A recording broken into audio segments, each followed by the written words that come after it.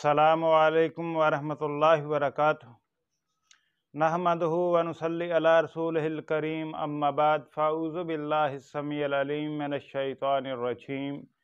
क़ालन नबिय्यु सल्लल्लाहु अलैहि वालिहि वसल्लम अना ख़ातमुन नबिय्यीन ला नबिय्य बादी, कि मैं नबियों के सिलसिले को ख़त्म करने वाला बना कर के भेजा गया हूँ, मेरे बाद कोई नबी नहीं। हज़रात गिरामी क़दर, सिलसिला चल रहा था 7 जनवरी 2023 के राह हुदा प्रोग्राम के दज्जल व फ़रेब से आगाही और उसके जवाब का।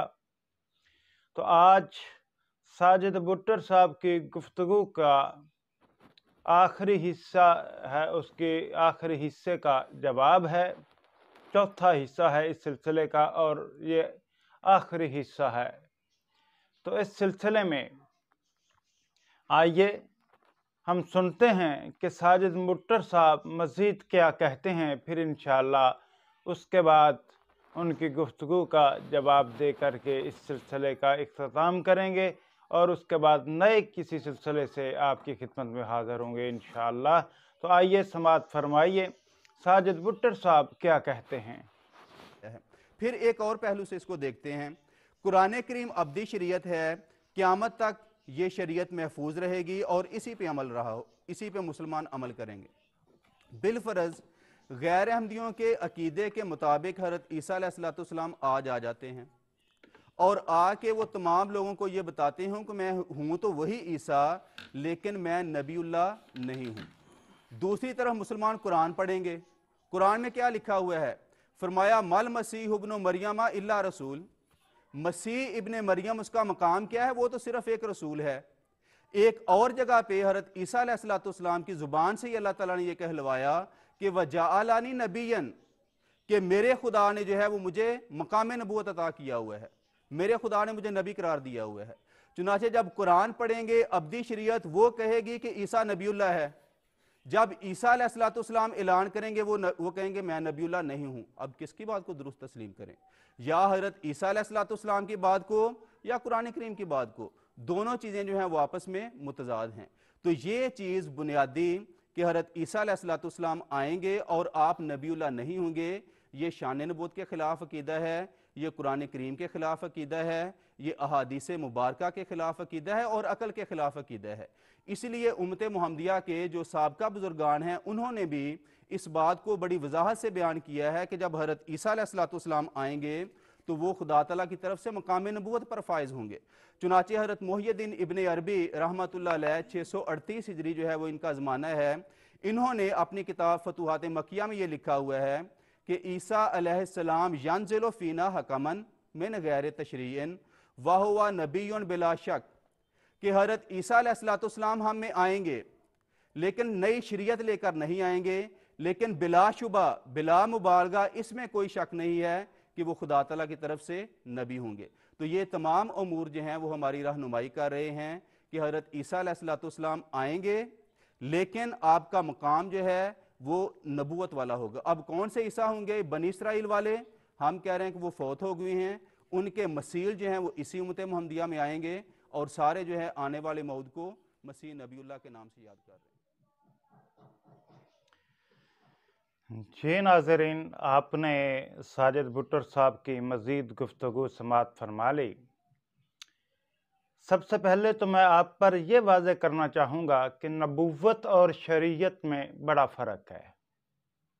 नबूवत और शरीयत में फ़र्क है। हर नबी साहब शरीयत नहीं होता। ईसा इब्न मरियम अलैहिस्सलाम हमारे नज़दीक तो वो साहब शरीयत रसूल हैं, लेकिन कादियानियों के नज़दीक वो तशरीई नबी नहीं हैं। हमारे नज़दीक वो तशरीई नबी हैं, लेकिन इसके बावजूद हम आप पर यह वाज़ेह करना चाहते हैं कि सैयदना ईसा इब्न मरियम अलैहिस्सलाम जब दोबारा नाज़िल होंगे तो उस वक़्त नबी होंगे, लेकिन शरीयत मुहम्मदिया के ताबे होंगे।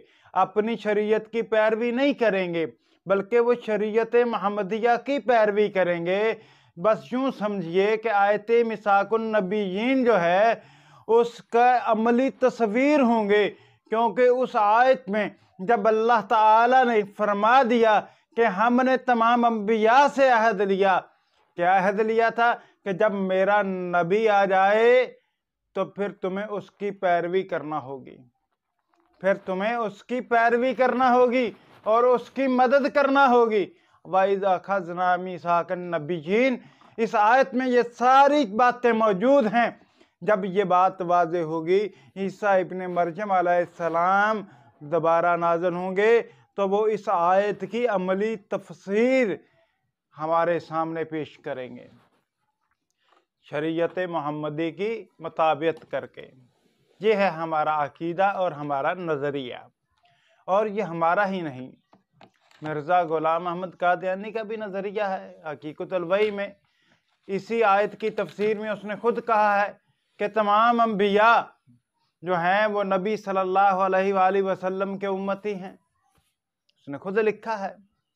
لیکن میں آپ پر یہ واضح کرنا چاہتا ہوں کہ ساجد بٹر صاحب نے قرآن کریم کی جو آیات پیش کی ہیں عیسیٰ ابن مریم علیہ السلام کی نبوت کو ثابت کرنے کے لیے، تو یاد رکھیے سب سے آخر میں انہوں نے یہ کہا کہ اب ہمارا اور غیر احمدیوں کا جو اختلاف ہے وہ یہ ہے کہ جناب وہ کہتے ہیں کہ عیسیٰ ابن مریم علیہ السلام جو بنی اسرائیلی مسیح ہیں وہی دوبارہ نازل ہوں گے، ہم کہتے ہیں وہ فوت ہو گئے ہیں۔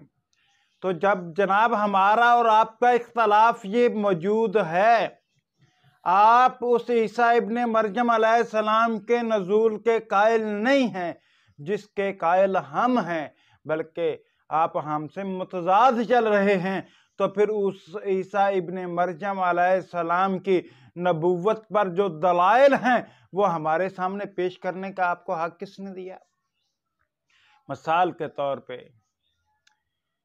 یہ جو آیت پیش کی ہے بل مسیح عیسیٰ ابن مریم، اس میں بھی عیسیٰ ابن مریم علیہ السلام کا ذکر ہے جو بنی اسرائیلی مسیح ہیں بقول ان کے، اور جو عیسیٰ علیہ السلام کی زبان سے اللہ تعالیٰ نے نکلوایا وہ کون سے مسیح ہیں؟ جو بغیر باپ کے پیدا ہوئے ہیں، وہی عیسیٰ ابن مریم علیہ السلام ہیں جنہیں قادیانی اسرائیلی مسیح کہتے ہیں۔ یہاں پر تو ان کی نبوت کی دلیل ہے، تو یا تو پھر مان لیجئے کہ عیسیٰ علیہ السلام فوت نہیں ہوئے بلکہ وہی عیسیٰ ابن مریم علیہ السلام دوبارہ نازل ہوں گے، یا تو یہ مان لیجئے۔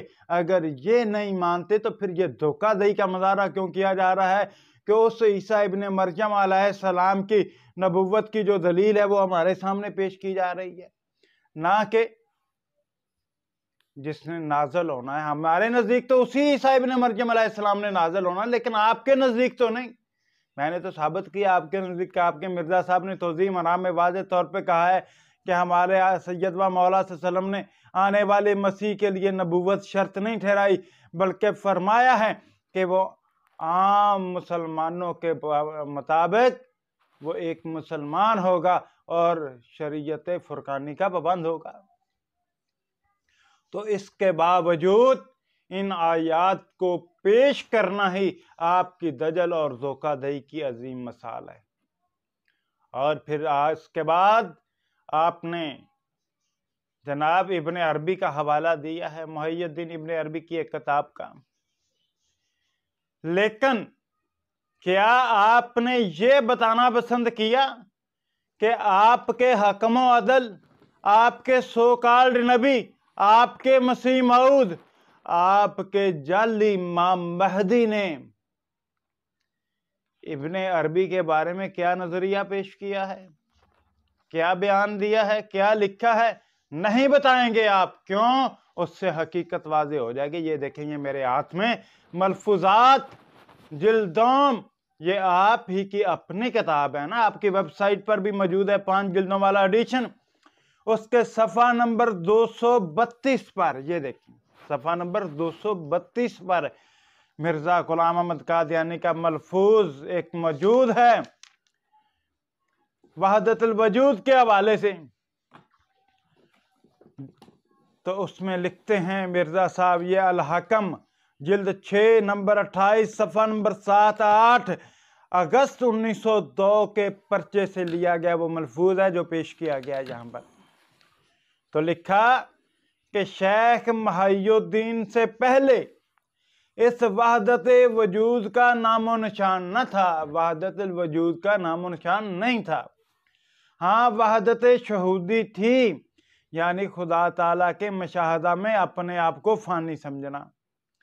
پھر آگے چل کے لکھا اور دیکھا گیا ہے کہ یہ وحدت وجود والے عموماً باحثی ہوتے ہیں اور نماز روزہ کی ہرگز پرواہ نہیں کرتے، یہاں تک کہ کنجروں کے ساتھ بھی تعلقات رکھتے ہیں یہ وحدت وجود والے، اور کہتے ہیں وحدت الوجود سے بنیاد جو ہے وہ شیخ محی الدین سے پہلے نہیں تھی، یعنی کہ عقیدہ وحدت الوجود کے وہ بانیوں میں سے ہیں۔